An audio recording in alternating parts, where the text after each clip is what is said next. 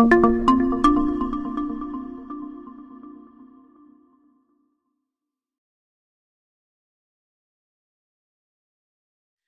and welcome to the Academy of Insurance's Author Conversations, a special version of the after show.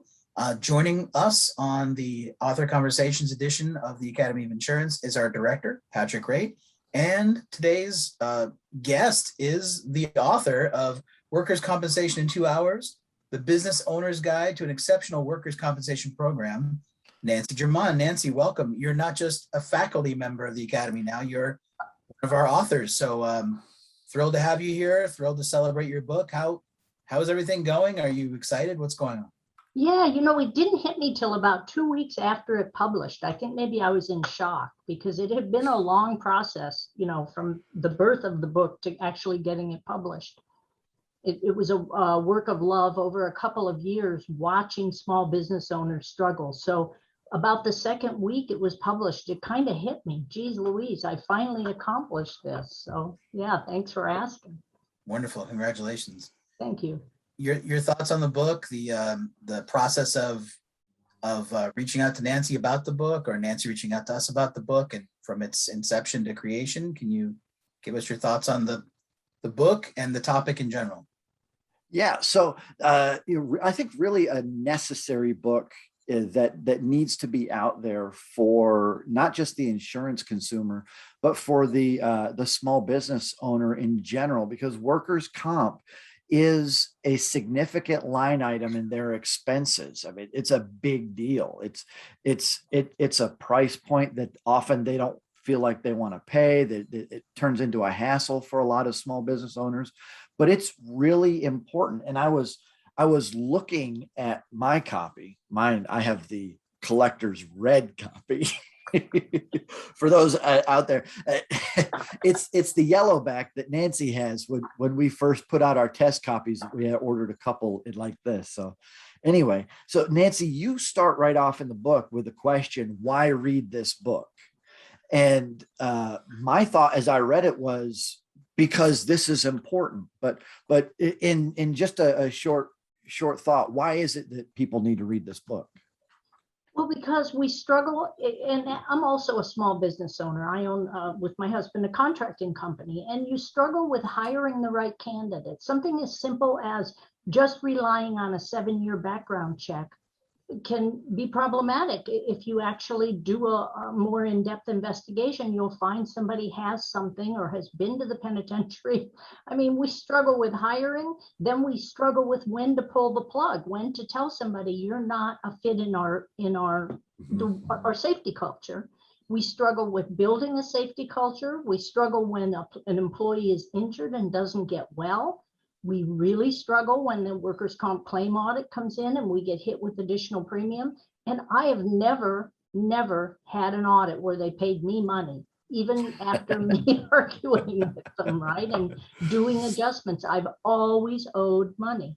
This year, probably won't be an exception. So managing payroll, making sure that you're putting payroll in the right buckets so that you're not paying on tips, for example. So it's just very important, and it's a huge line item. And once you go south and your EMOD gets impaired, very, very often your insurer will cancel or non-renew, and you're forced into the excess market, the surplus lines market, and no one wants to be there because it's almost impossible to get out. And so and through this, you mentioned a few things that are that you talk about in the book that are really important, and including the quality of our hiring. Are there folks that, and not to say that you're just being selective about people that you hire, but is it possible to find out whether or not an employee would not fit a safety culture of an organization? Well, you can't ask them if they've ever had an injury, and really that's kind of protected medical information, but right. you can ask things like, how would you handle this? Or tell me how you back your vehicle.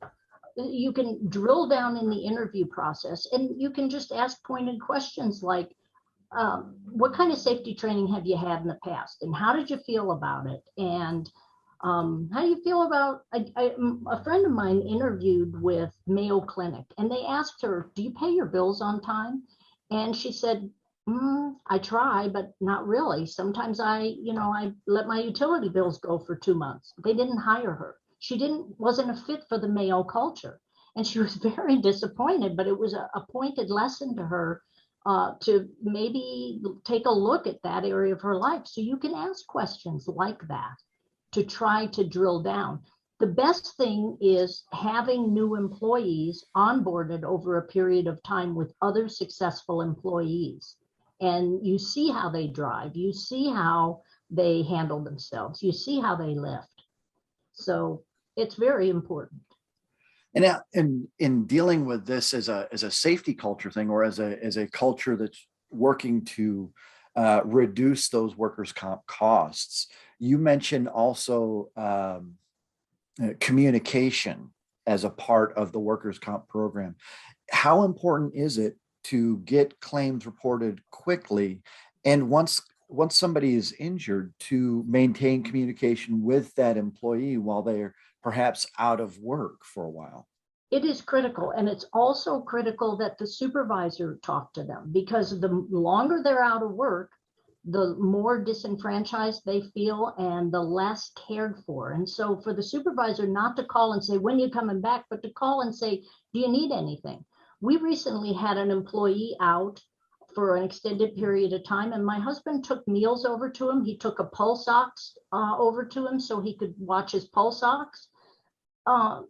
Small things like that make a huge difference. But the difference between prompt reporting and a late report can be about 40% of claims costs on late reported claims. So it's really critical. I sat on a fire board for a number of years, and we recently had a firefighter put a knife through his wrist. And I turned it into the carrier that morning, and it's a very reputable carrier. And by that afternoon, they were on the phone with him. They were talking to his doctor. They had him scheduled for surgery that same day. That's great claims handling. And you only get it if you report, right? And you insist on this 24-hour contact, because a lot can happen in 24 or 48 hours.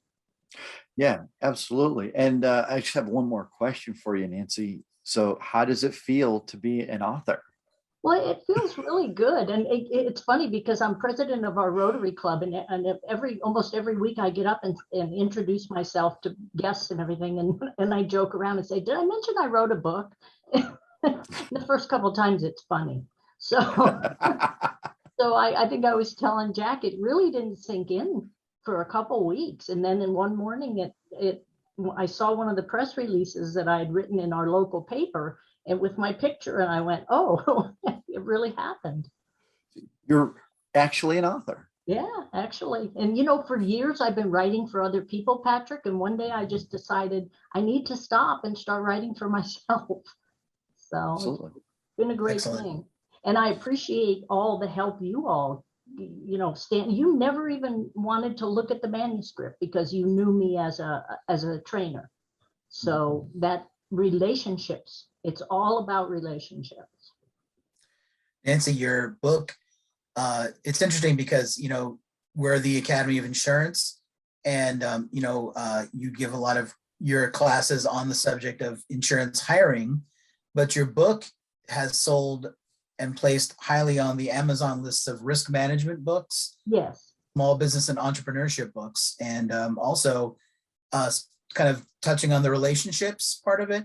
A couple of the reviews were on Amazon are given by Richard Faber, who's another one of our instructors, Right. and a really nice review from Bill Wilson, Mhm. who's the author of the When Worlds Collide series, and also another instructor of ours. I mean, what does that mean to you? Like, how does that feel like? Not only that you realize this dream, but also that this is getting such a great reaction from colleagues as well. Well, it's wonderful. And I look back though, and all throughout the process, when I had questions and wanted opinions, I reached out to many of my colleagues, and they're quoted throughout the book. And they always were willing to help me, whether it was to look at a chapter I was having trouble with, or give me a statistic or point me in the direction of a statistic, because I tried to back things up with some statistics without putting a bunch of footnotes in, because it's really a how-to book.